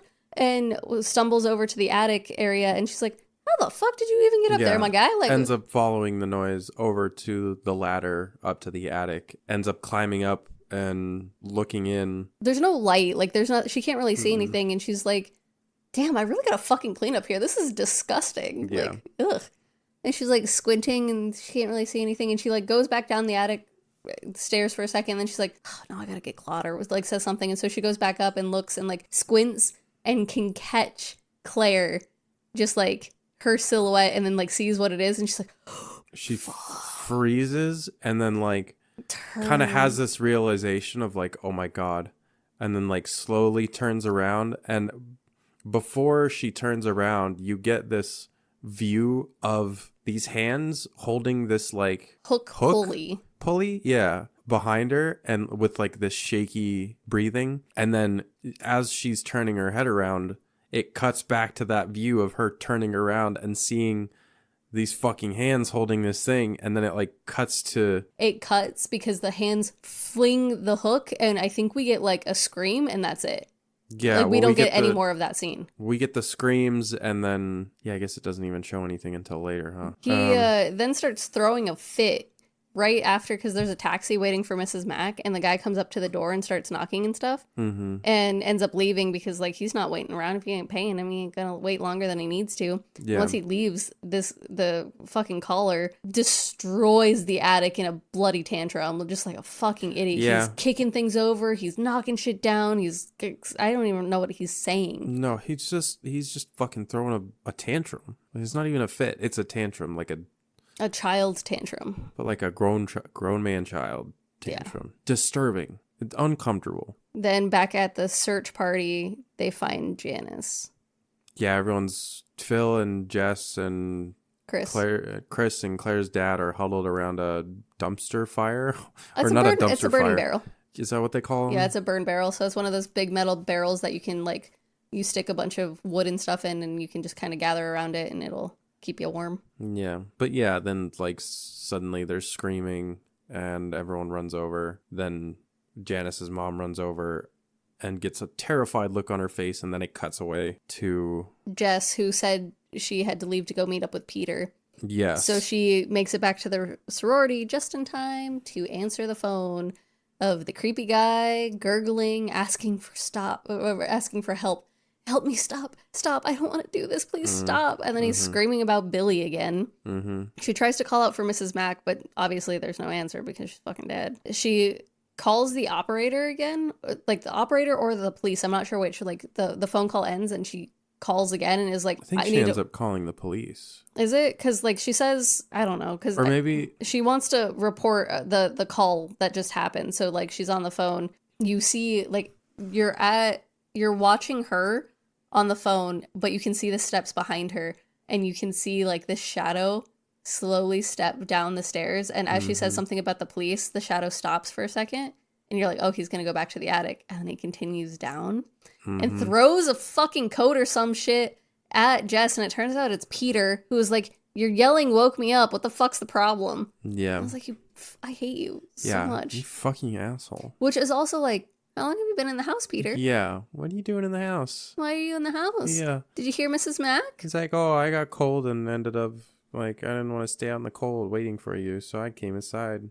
Yeah, creepy as fuck. Well, they end up going, I don't even know where they're, like, talking, but they're fucking, he's, like, sitting there talking to her, trying to explain that, like... real quick. While she's on the phone, you're right, she called the police, because she's on the phone with Nash, trying to report the calls. And Mr. Harrison overhears, because we get it cuts back over to the police station. That's right. Mr. Harrison overhears the address and is like, they're getting fucking calls and you're not doing shit about it? Yeah. And then it shows Jess and Peter talking, and you're right, where are they? Are they in the... They're like in the living room or the kitchen? The living room, or like a seating room, like an offshoot room type deal. Yeah, but with like not a lot of light, just kind of like, I don't know. It's low lighting. I want to say it's like that seating room that like had the fireplace. Like they're kind of talking in there, and maybe the fire is burning pretty low now that Mrs. Mack is dead. Yeah. So something like that. This conversation goes in so many weird ways. Because immediately Peter's like, I'm done with music, and like, we're gonna get married. And Jess looks at him and is like, doesn't even say anything. He's like, well, say something. And she's like, she ends up being like, do you remember what we said when we first met. You had goals. You wanted to be an amazing pianist or like, you know, something like that. And she's like, and I have all these things that I wanted to do. I still want to do those things. And he's like, well, why can't you do those things while also having a baby? And then she's like, I don't want to fucking marry you, dude. Like, yeah, he's like, you can. She tried to let him down easy, and he just kept pushing. So she's like, all right, fine. I guess I just gotta fucking tell him. No, I don't want to marry you. And he's like, well, what about the baby? And she just like stares at him before we get a quick cut. And it's Mr. Harrison talking to the lieutenant about Nash being a fucking dumbass. Yeah. And the lieutenant is like, so we have a missing girl. And you didn't think that weird phone calls going to her address were important? Yeah. He's like, well, I just didn't see the importance in it. And he's like, yeah, okay, cool. He's like, okay, I'll call the sorority. Like, I'll see what's going on. Oh, God. And he takes the paper from Nash where it was written down, and he sits down, and the other lieutenant fucking losing his shit. Start busting up laughing. And he's just like staring at hold him. it in. And he's like, what the fuck? And he's like whatever. And he goes, he's like, flick. And he starts killing it. And he calls Nash in, and he's like, what the fuck is this? Like, fellatio? And Nash is like, yes, a new extension. The girl gave it to me earlier. And he's like, here. The girl that was here gave you fellatio? And he's like, oh, I get it. It's something dirty, isn't it? Yeah. Oh, God. Fucking Christ. Yeah. Then we get back to Peter, who's breaking bulbs on the fucking Christmas tree. Yeah, with his bare hands. And he's like, you selfish fucking bitch. Basically being like, how dare you kill our baby? How dare you not think of me and what I want and like our future kid, you want to hurt our baby. You want to kill our baby. It's like, all right, dude. You gotta go to therapy. He says something about like getting rid of it like it's a wart or something. Like, yeah, he's like, you're talking about getting rid of it as easily as you would a wart. And it's like, that's not true. No. You're just fucking emotionally stupid. You're just a little fucking bitch. Yeah. And then he like threatens her and she's like, get the fuck out. And he's like, you'll be very sorry if you touch them. Yeah. And you're like, oh, really? Okay. But as he's leaving, the lieutenant, Phil, and Graham, who is he's the phone guy, come into the house as he's leaving. And they're going to tap the phone lines. And also, like, the lieutenant wants to see Claire's room, which... Yeah, I feel like is fair. Asks a million questions, like, type of questions. Very good questions of, like, who was the last one to see her? What was, is this like her? Did she drink a lot? Like, really good questions of just, like, trying to get to know who she is as a person. Jess says she's actually the last one to see Claire, which isn't true. She just went to knock on her door. But she's like, oh, yeah, I came around, like, 10:30. And it's just like, no, you didn't see her though. You just knocked on the door, but whatever. Like, one of your best friends is missing. You're not going to think clearly about, oh, I didn't physically see her. Yeah. Right? Like, you just remember her going up into her room. Yeah. He also asks like, oh, who's all in the house? Who's left in the house? If there are any deliveries. And they're like, oh, Barb, but she's asleep. She's not feeling very well. She's asleep upstairs. And he's like, is this the young lady who was at the police station? And they're like, yeah, and all three of them just start busting up laughing, and he's like, let her sleep. I also, we forgot to mention that when Barb initially was at the police station at the beginning, she cracked open a beer. Yeah, she was fucking drinking at the police station. Yeah, so, again, she's probably so drunk that she's just gonna sleep off, like, everything. Yeah, she's been drinking, for the day and a half we've seen her? Like, she's been drinking this entire time. Or the lieutenant, once they get back downstairs... is like, hey, you see that car out there? Like, that's one of our guys. Like, he's going to watch outside the house. Like, we're going to make sure you guys aren't alone. Don't worry about it.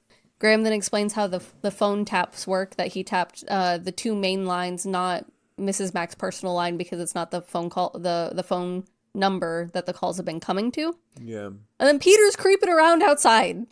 Yeah. Still, he's like creeping around a tree, and he's only got his dumb turtleneck on, so he's fucking freezing. Cops leave the sorority house, they're like, all right, like the tap's all set up, and they're like, they got the dude sitting out front, so the girls are like good. They just have to sit around and wait for the phone calls to happen.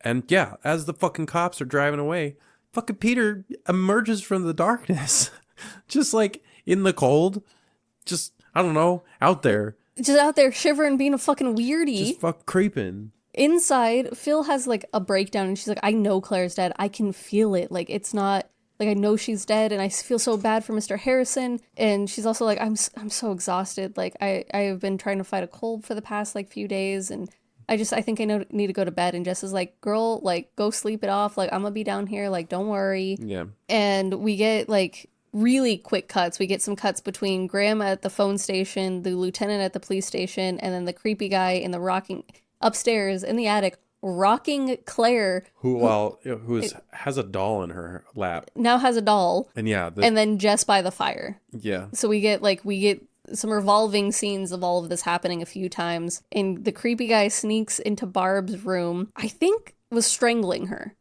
is my guess. Because she gasps and is like kind of like choking. Yes. And Jess is able to hear it downstairs, so she runs upstairs and we find out Barb has asthma. Yeah, because Jess runs in and like fucking grabs a inhaler next to the side of the bed and like helps work Barb through an asthma attack. Yeah, and she's like, I must have been having a nightmare, some creepy guy in my room, and should I be so lucky that a stranger comes into my room? Yeah. And then passes the fuck back out. Jess goes downstairs, and there are carolers at the door, and they're all like a bunch of little kids. A bunch of little kids show up and start singing, and so Jess goes and opens the front door and is like standing there and smiling because it's really nice. Like, these kids are like a decent choir, you know. Yeah, like they sound really good. They're singing just fine. And then one of their chaperones comes up and is like, get them in the van. And to Jess is like, they found the dead girl in the park. And she's like, yeah. Well, but while the kids are singing, you have the caller or Billy or whoever sneak back into Barb's room. She has these like glass figurines like above her bed. He grabs, while whispering, I don't remember exactly what he said, but some fucking he's creepy calling shit. her Agnes again and being like, Billy does me too. Billy does it. Billy. Yeah, and he grabs a glass unicorn. Stabs her. And so as he's like holding up the unicorn, is this where we get it? Mm-mm. No. God damn it. Their whole thing is they didn't want to show the murderer. They didn't want to show him, really. And we're always down for not showing him. And, like, in my head, like, yeah, it makes it really creepy that we get... The majority of what we get is his hands. And then, like, I believe it's only one eye shot. I'm not going to lie. I think it's only the one eye shot. I think we get, like, one of him when he's, like, hiding in a closet. But it's not... It's not, like, the same... intense shot that we get from like what we're thinking, like what I know you're thinking of. It's just like a, when they show like the slit through a closet door and you just see the eye. It's not like dramatic lighting necessarily or anything. I'm almost positive. You not might that be it correct. fucking matters, but like the eye that still doesn't give you anything. You got not nothing. even a like if you had both eyes, that's still hard for you to kind of put together a face, but that's enough almost for you to kind of like build a face yourself. Yeah. With one eye, you can't do fucking shit. And the silhouette they have, because like you see his shadow and that kind of stuff. It's so ambiguous. It's way more ambiguous than Signs and their weird shadow man. Yeah. It's literally like what you think of a stereotypical shadow to be like. There's no hair texture. There's no like clothing line. It's literally like this guy, probably in long sleeve shirt and jeans. And that's just like me guessing, right? Given the shadow. And it's just like, he's a white man because you've seen his hands. Yeah. And that's what you got. So you have to, you build off of that. And he's like, in my head, he's like 5'8", 5'9". He's not like a big imposing man for some reason. Like he seems like in my head, he's a very just like average guy. He's definitely like 6 foot at most. And that's pushing it. Just a fucking dude.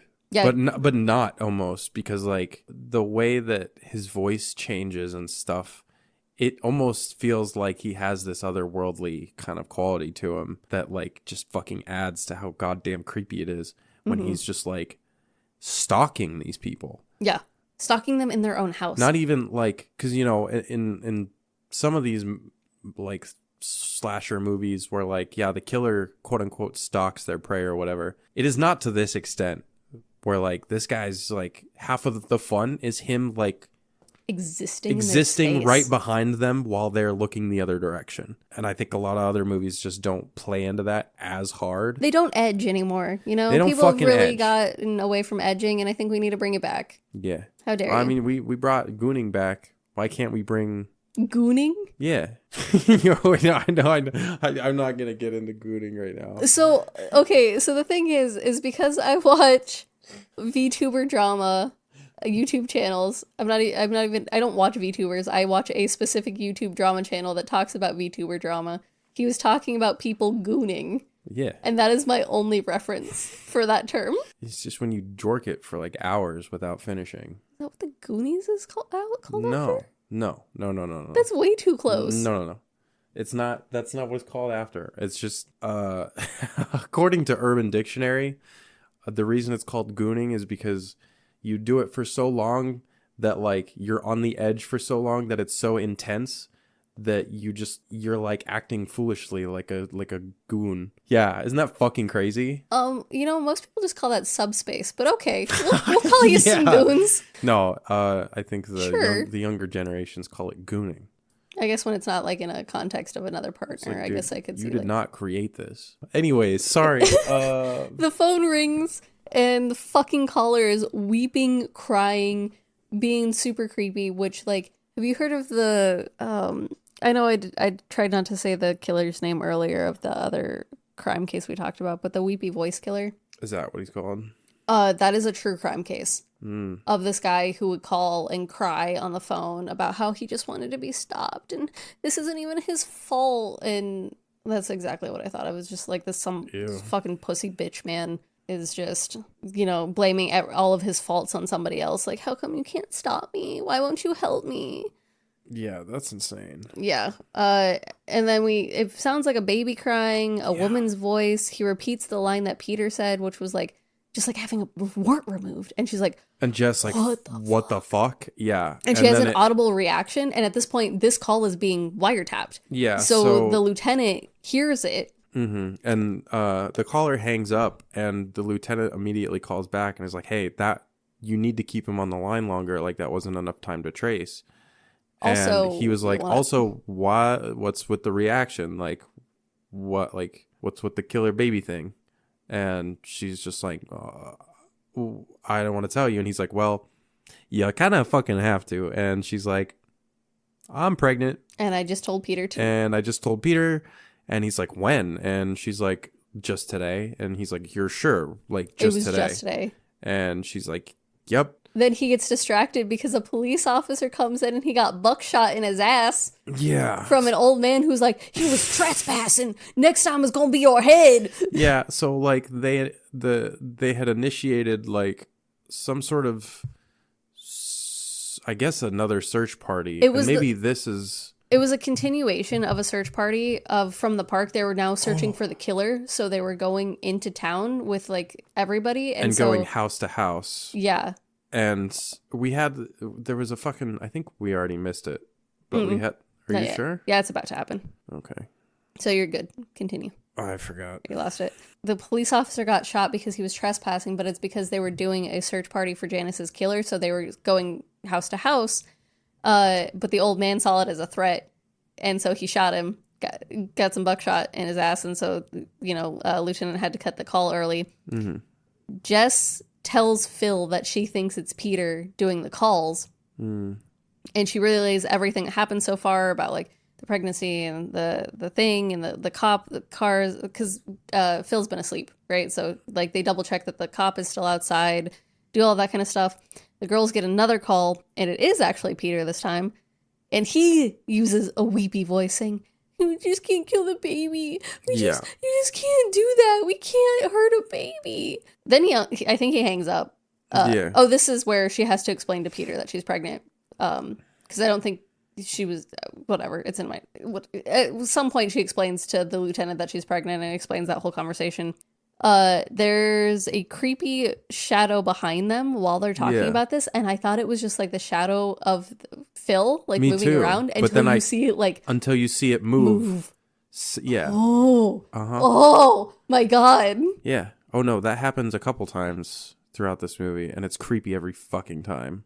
The lieutenant just like keeps telling them like, you have to keep them on the line longer, and I'm like, what do you fucking want her to do?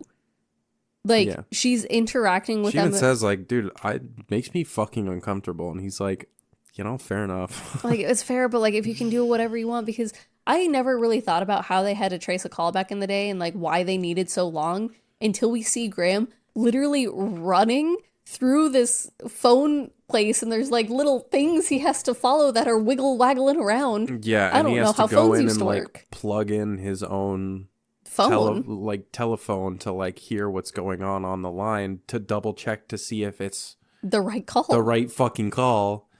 Yeah, it's fucking wild. This is where two people from the search party scare the shit out of out of Phil, because they realize only one door in their entire house is locked. And so they're starting to go around locking doors and windows, and a guy appears at the window in the kitchen, and Phil screams.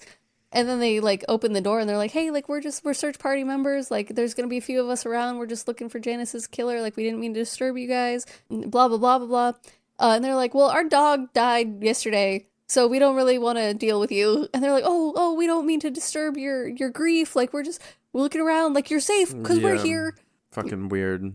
It was a really weird interaction, and they even say that they're like, damn, I think I'd rather deal with the killer than deal with them again. Yeah, but they're like giggling as they close the door and lock it, and they're like, hey, I'd rather deal with the killer.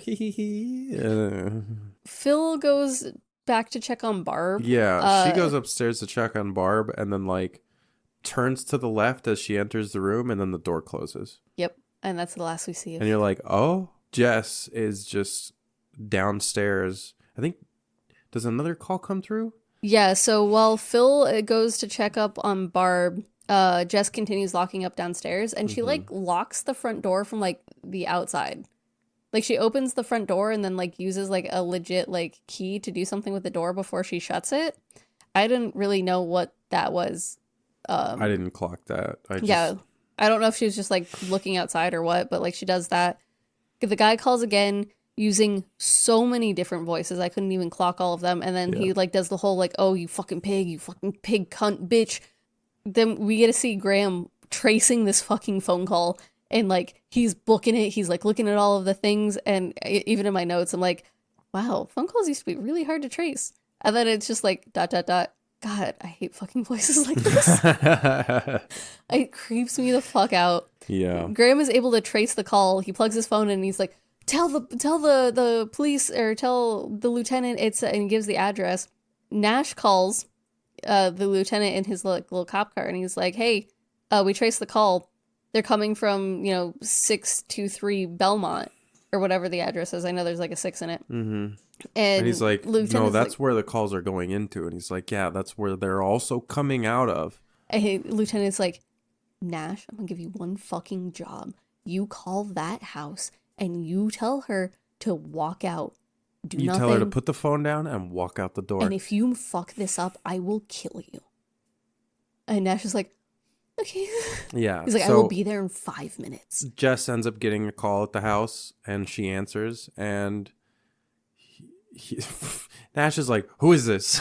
And she's like, it's Jess. And I'm like, you fucking knew what to do. Like, I'm sorry. Didn't you know who you were calling? To be fair, there are like 3 girls in the house. So I think he's trying to figure out which girl it is. Because like, if he's wouldn't calling... you be like, hey, this is Officer Nash. Like, who am I speaking with? Instead of just being like, who is this? Because I'd be like, who the fuck is this? Stop calling me. What if it's Barb? Like, maybe he didn't want to talk to Barb. I don't fucking know. But he's like, hey, like, I need you to do exactly what I say and don't ask questions. And she's like, well, why? And he's like, don't fucking ask questions. Just after we're done talking, put the phone down and walk out of the house. And she's like, well, let me get Barb and Phil. And he's like, no, don't fucking go upstairs. Leave the house. And she's like, well, why? And he's like, the calls are coming from inside the house. He fucking tells killer's her. Probably there. I need you to get out. And she drops the phone. He fucking tells her. He does the one thing that he's not supposed to. He's like, the calls are coming from inside the house. And you're like, oh my fuck, Nash, I hope you got killed by the lieutenant. Yeah. Because, fucking Nash. Christ. Well, at this point, Jess starts freaking out, and she like starts screaming for Phil and Barb, like guttural screaming, like as loud as she can, and starts like panicking. She then like spots a fucking poker from the fireplace. Poker from the fireplace, and goes upstairs My notes say, bitch, do not go upstairs. Don't do this to yourself. She goes What the fuck are you upstairs. doing? As she's walking upstairs, stares at a painting on the wall for a really long time as she's walking past it. I don't know why that stuck out to me, but I was just like, wouldn't you want to be like paying attention to the doors maybe on either side of you instead of like the wall to your left and a fucking painting you passed how many fucking times because you live in the house? I don't know if she's like, maybe because I think that's over where like the attic stairs are. So maybe she's like kind of looking that way. Oh, no, she's looking to the left, like, so like she's on the second part of the stairs that are like leading up. And so like the wall to her left. I don't know. It's such a minute detail, but I'm just like, why divert your attention away from... Literally, like, as she was doing this, I was like, wow, you don't know how to sweep a fucking house. Yeah, exactly. She's really bad at it. Like, you're not wrong. I didn't clock her doing that, but, like, she sucks at, like, looking around corners and, like, preparing herself to be attacked by someone. Yeah, she just fucking walks up to Barb's room and she opens the door. But it's, like, stuck, so she, like, it's like stuck. Force her way in. She forces her way in. And they're posed And they're dead, posed on the bed, like... bleeding and dead, and... Phil's kind of like laying on top of Barb like, halfway, or they're kind of like they're like sitting next to each other, propped up against each other. Yeah, that's a good way to put it. They're propped up next to each other, and the guy's behind the fucking door, and he starts saying things, so she slams the door like into him. Yeah, it's like pooh, and he starts screaming, and she runs downstairs. This is the part where we get the eye through the door crack. Oh, you're right. So this is the first eye through the door crack. That's not the. This is the orange eye. Okay. Yeah. And we've talked about this the entire episode so far. This scene, the one eye and how it's lit, and just like the ferocity and the eye. It's again supernaturally like red. It's like a reddish orange, a fiery orangish red. Like everything that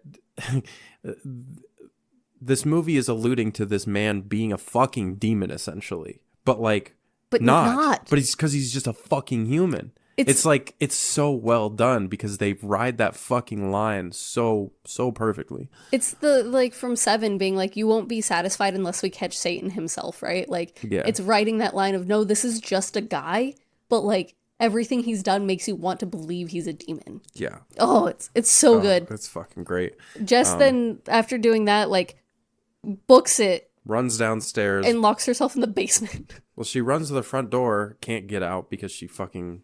locked it, or again, like, this whole movie, the door's been weird. Yeah, like, something's they've just been wrong with alluding to that she can't get out the front door. She could have gone to the back door, because we know the back door works. Yeah. But she doesn't have time, because, like, as she's fucking with the door, she turns around and sees the shadow of him, like, sprinting down the stairs. Oh, that's right, because he grabs her hair. Yeah, and so, like, she fucking books it away from the front door, and he's, like, almost down the stairs, so he fucking grabs her by the hair and yanks her into the banister, and she fucking gets away and gets in through the basement door and locks the door, and he starts banging on it like fucking crazy, and then he just suddenly stops. And then you hear, like, some footsteps, and then you hear a door open and close. Like, sounded like he just fucking up and left. Yeah, so she ventures deeper into the basement, which is worse than the attic. Oh my god, this whole basement, like, the washer and dryer are down here, but, like, it does not look like people use this damn basement. Where they're panning from the left to the right in the basement, this is where I was like, oh my god, I know there's nothing down here, but, like, I kind of want to cover my eyes. You just the tension is, like, immense at this point. Because, again, you haven't seen anything.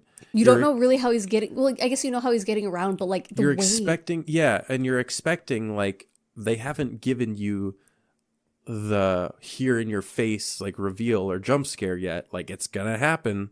So, like, anytime there's quiet and, like, the tension builds at this point in the movie, you think it's going to just explode.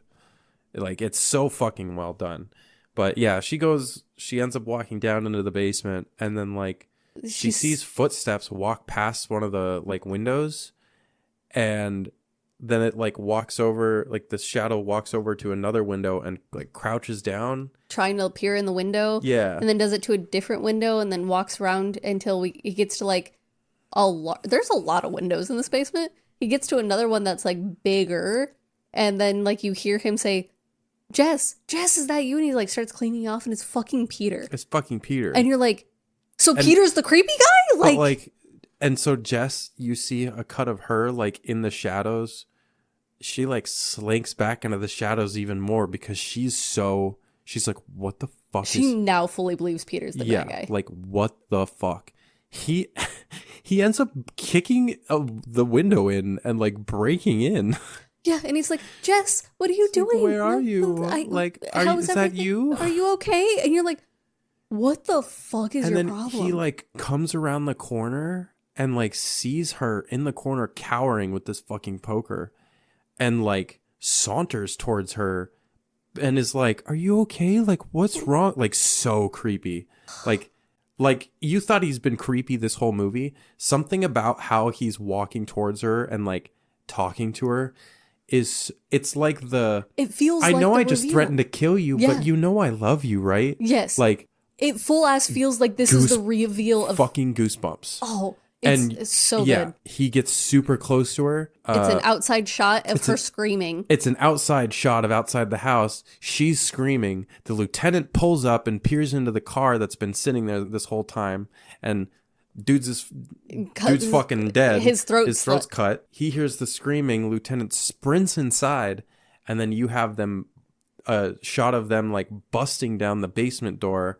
And a ton of these cops flooding into the basement. They find Peter is like laying in Jess's lap, like eyes open, dead as fuck, and Jess has her head tilted back with blood, not as much blood, but a little bloodied up, and like you're like, oh my god, are they both dead? Yeah. She like groggily kind of looks at them, and she's alive. Yeah. That's it there, and then it cuts to her lying in bed, and a doctor's there, and I think Lieutenant's like, I knew it was that kid the whole time.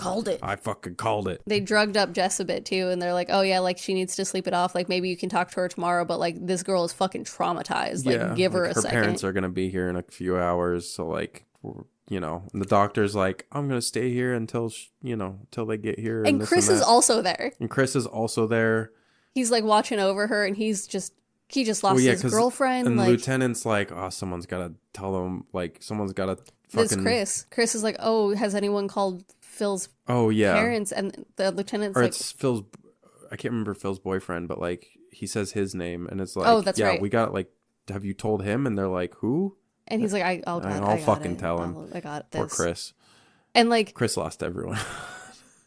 But the thing is, they haven't searched the entire house. Okay, so here's my fucking problem. They have Claire's dad like come in and he like faints.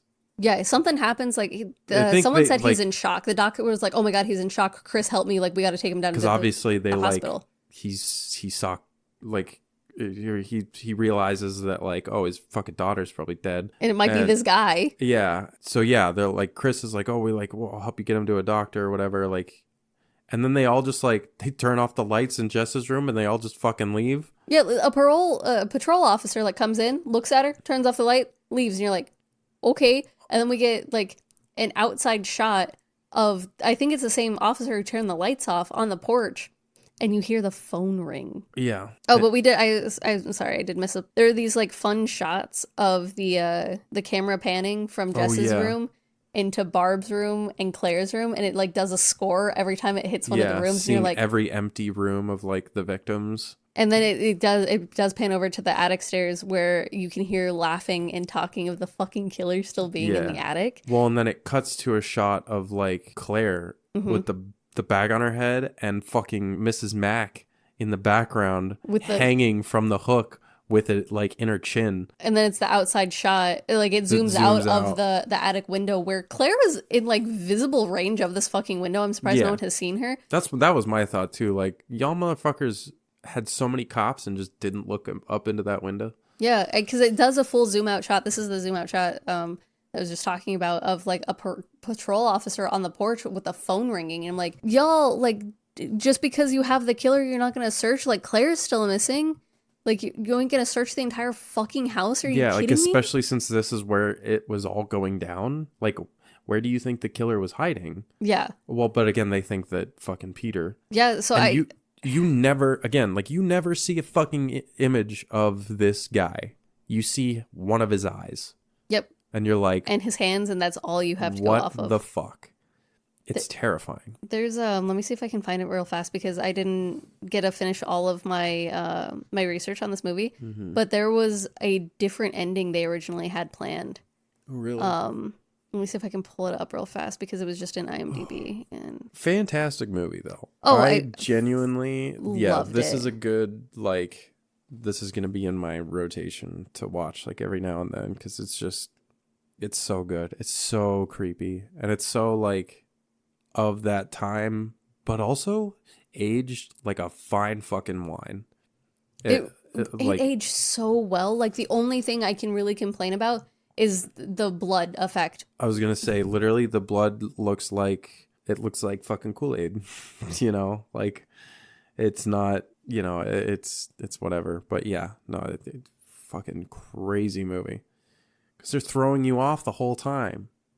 They're like from the get-go, they're pushing Peter in your face, being like, "This guy's creepy, isn't he? Isn't he creepy?" And you're like, "Uh-huh. Is he gonna fit the bill?" And then as he starts to fit the bill, you're like, "Oh my god." And Yeah. So sorry, I was trying to scroll through this real fast. Yeah, they originally, while writing the script, they couldn't decide whether or not to have Jess killed or left alive, so they decided to write one ending in which she dies and one in which she survives. Neither ending was filmed, so they decided to leave the ending and Jess's fate ambiguous. But there was supposed to be a scene where, or there was an idea about Peter actually being the killer, and it being like him and I don't want to quote this and say I'm wrong, so if I'm actually wrong, like someone correct me in the thing, in the comments, but I believe there was something about Peter and Jess being in it together. And like, we can't tell anyone what we did, and then it didn't make any fucking sense. So they cut it. yeah. But Peter also has blue eyes, so. That's fucking crazy though. Movie's wild. Definitely go watch it. Give it a watch. There's so much, like there's a 40th anniversary Blu-ray edition of this movie. Like there's so much stuff that I wanted to get into that unfortunately like I just ran out of time to do, but this is such a fucking good movie. Yeah. This is like, and again, we said we were getting into like more movies we haven't seen, but this is definitely one I'm like, this is getting added to like the repertoire. Like I was talking to my wife and I was like, baby, like we got to sit down and watch this. Like this is a good movie. Yeah. 100%. I want to try and get my wife to watch it too. Thank you for listening to this week's episode. Follow our Instagram and threads at No Cell Service Pod. Until next time.